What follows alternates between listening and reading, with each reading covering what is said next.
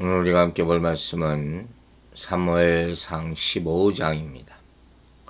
사무엘상 15장 1절에서 3절까지 말씀 보도록 하겠습니다.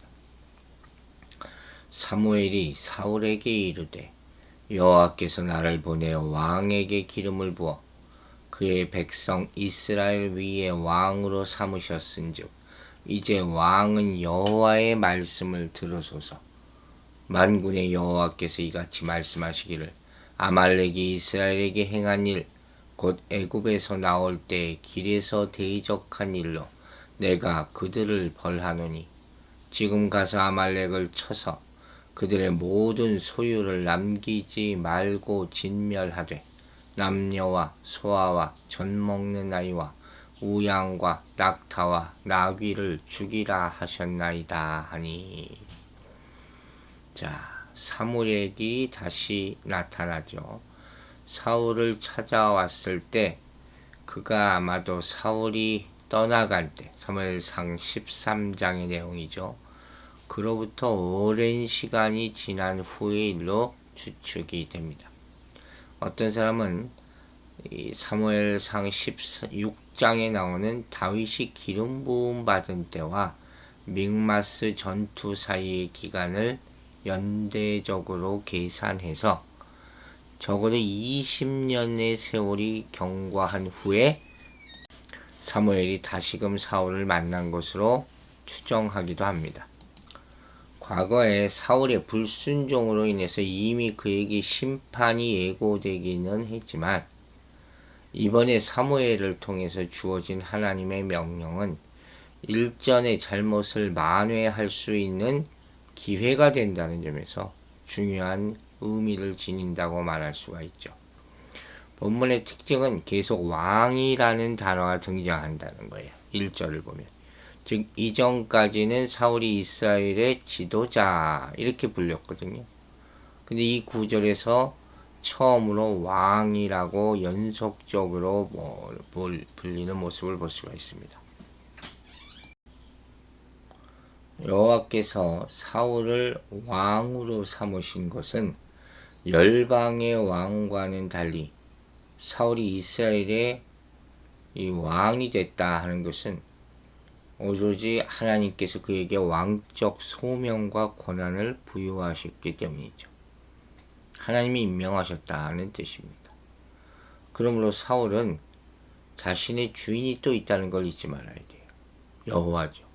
그 여호와 하나님께 마땅히 순복하고 하나님의 뜻대로 이스라엘을 통치하라는 그런 명령을 부여받는 거예요. 사울이 다른 나라 왕과 차별되는 점이 있다는 것이 그가 그 나라의 수장이 아니라 사실은 하나님이 수장이시라는 거예요. 하나님의 지시를 받은 왕이다. 맡았다는 것이죠. 그 권한, 권세를 부여받았다는 거예요.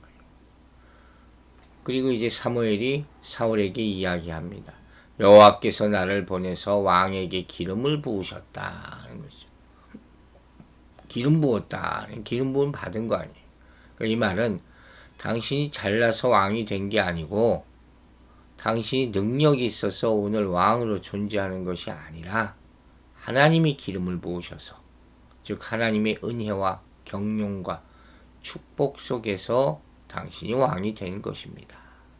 그런 거로 이 시간부터 하나님의 명령에 따르십시오. 그 의미가 담겨져 있는 것이죠. 그래서 이제 왕은 여호와의 말씀을 들으소서. 다시 한번 강조하는 것이죠. 여호와께로부터 물려받은 맡은 그 왕위를 잘 수행하라. 그리고 여호와의 말씀에 순종하라 하고 강조하는 것입니다. 이미 사울은 하나님께 불순종함으로 심판을 경고받은 전례가 있잖아요. 그 왕위에 대해서. 이번만큼은 정말 온전히 순종하라. 이렇게 말하고 있는 거예요. 그래야만 하나님 여호와의 긍휼을 입을 수 있기 때문이다 하는 것이죠. 이처럼 하나님께서는 사울이 비록 범죄하기는 했지만 회복할 수 있는 기회를 주고자 하였음을 보여주는 것입니다. 참 이 기회라는 게 우리에게 뜻깊은 거죠. 하늘나라 가는 순간까지 주님 다시 오실 때까지 우리에게는 기회가 있습니다. 청지기 비유 주일날 들었죠.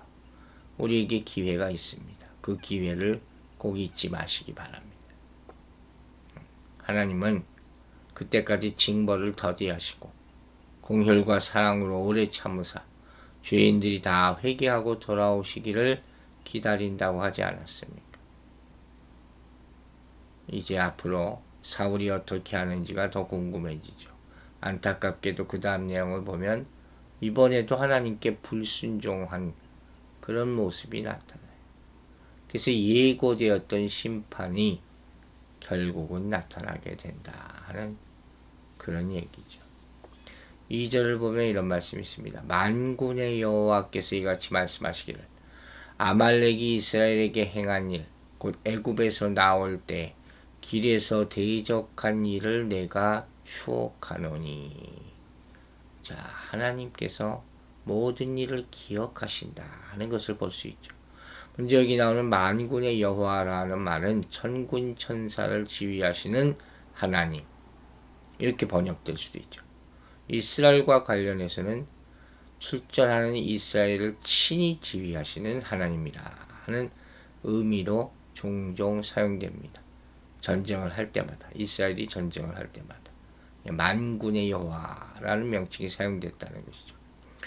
여기서도 이스라엘이 아말렉과 싸워야 할 일과 관련해서 총사령관 되시는 하나님께서 사울과 그 휘하의 군사들에게 엄숙히 명한다는 의미에서 이 명칭이 사용된 거예요. 이 명칭만 들으면 아마 든든했을 거예요.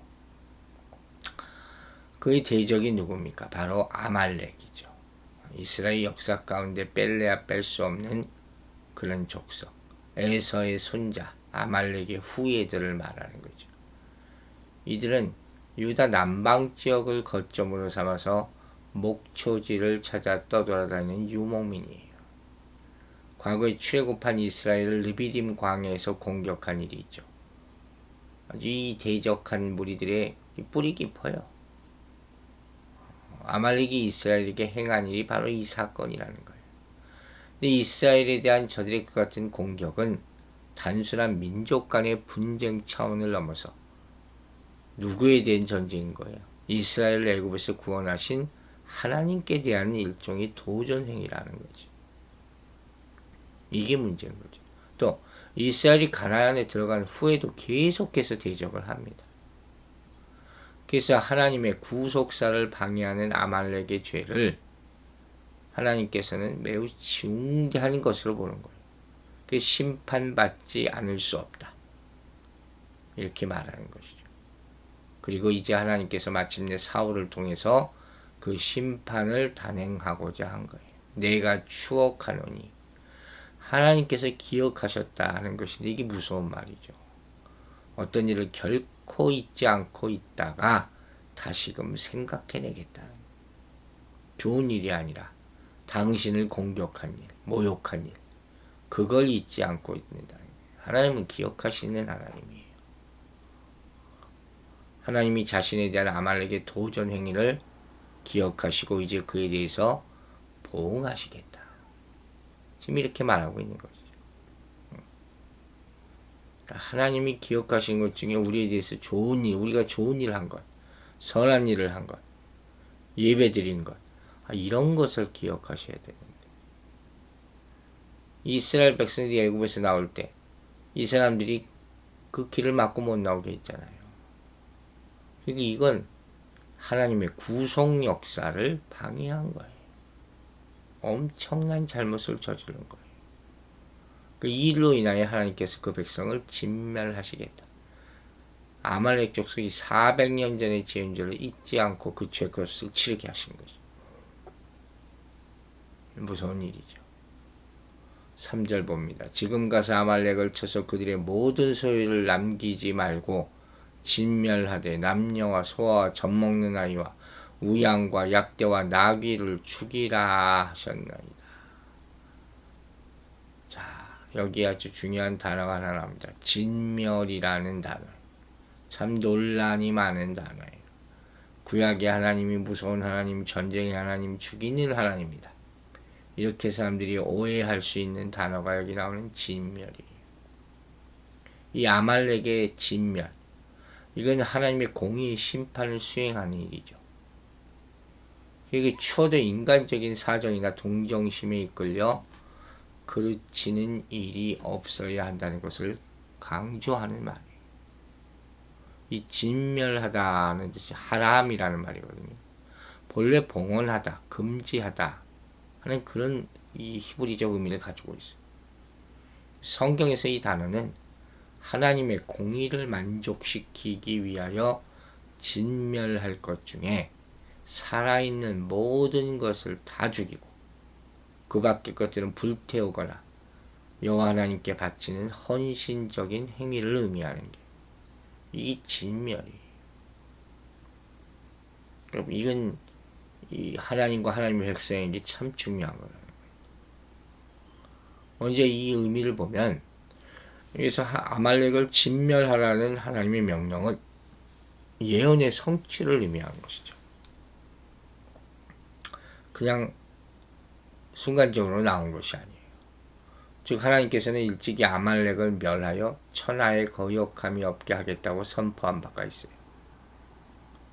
그러므로 이제 때가 돼서 아말렉의 흔적조차 남기지 않기 위해서 그들이 모든 사람과 가축까지도 철저하게 진멸하라고 명하신 것이죠.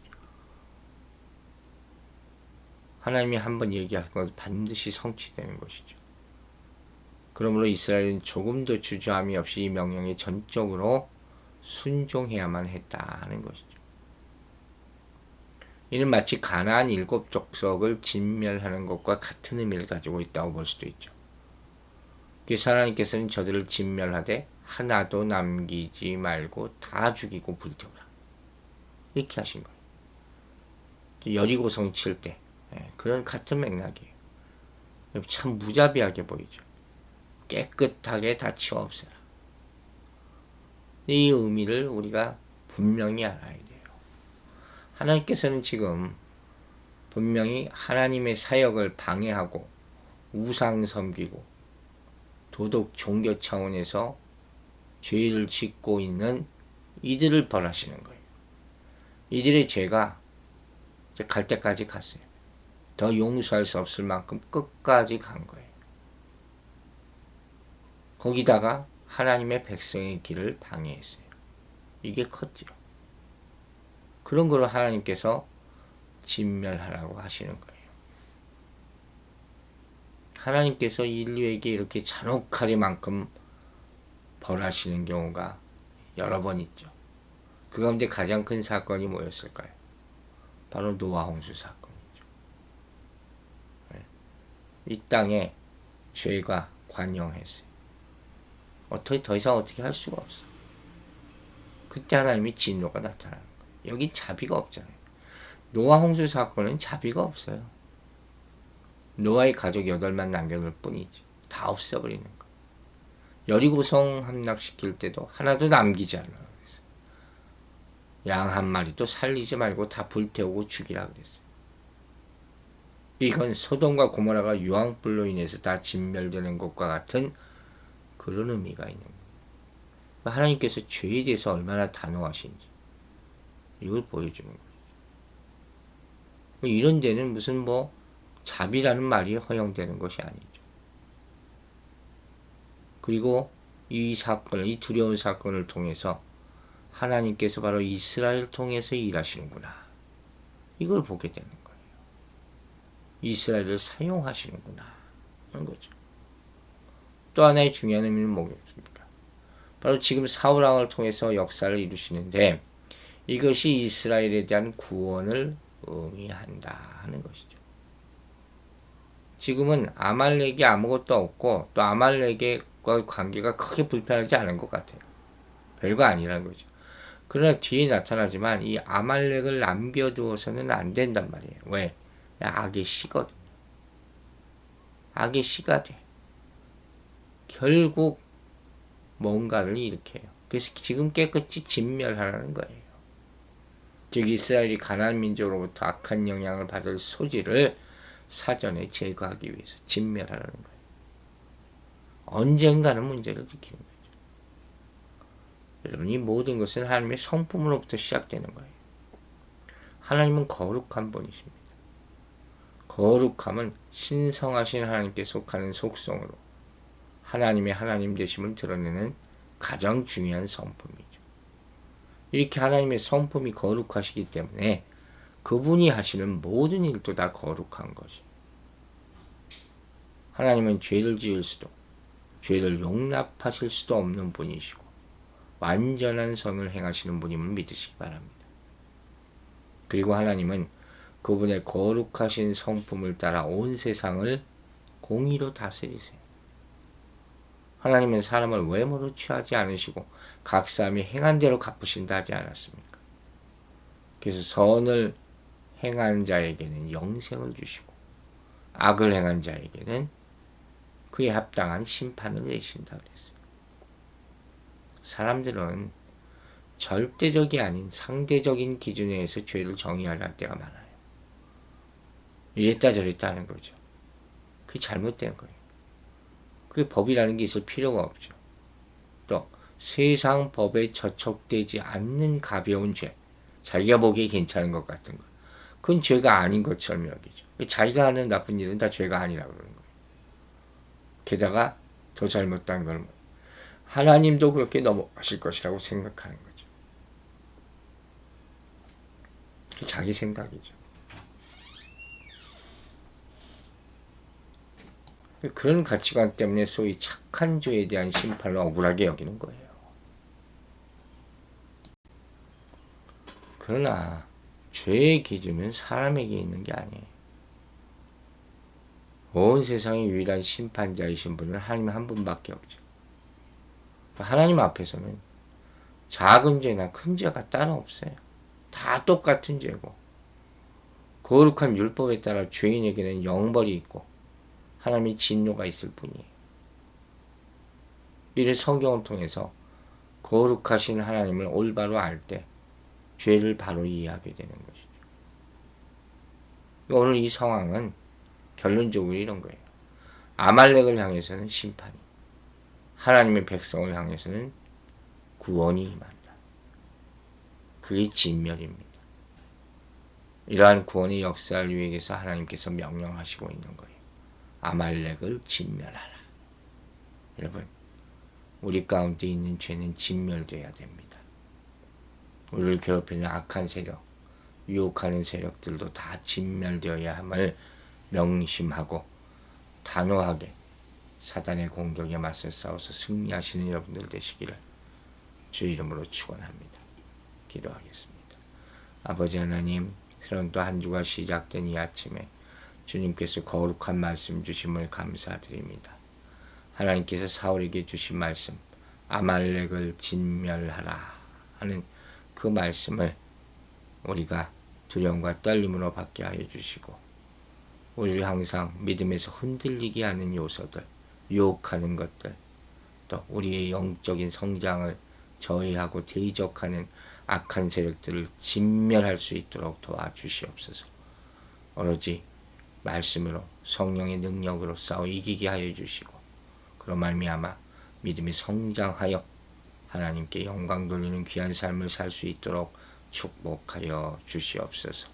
오늘 하루도 우리 성도들 어디서 무엇을 하든지 주님의 말씀을 가지고 읽고 묵상함으로 시작하게 하시고 마치게 하여 주시며, 특별히 육신이 연약한 우리 성도들 보호하고 지켜주셔서 하나님의 치료를 다 체험할 수 있도록 도와주시옵소서. 감사드리며 예수 그리스도의 이름으로 기도했습니다. 아멘.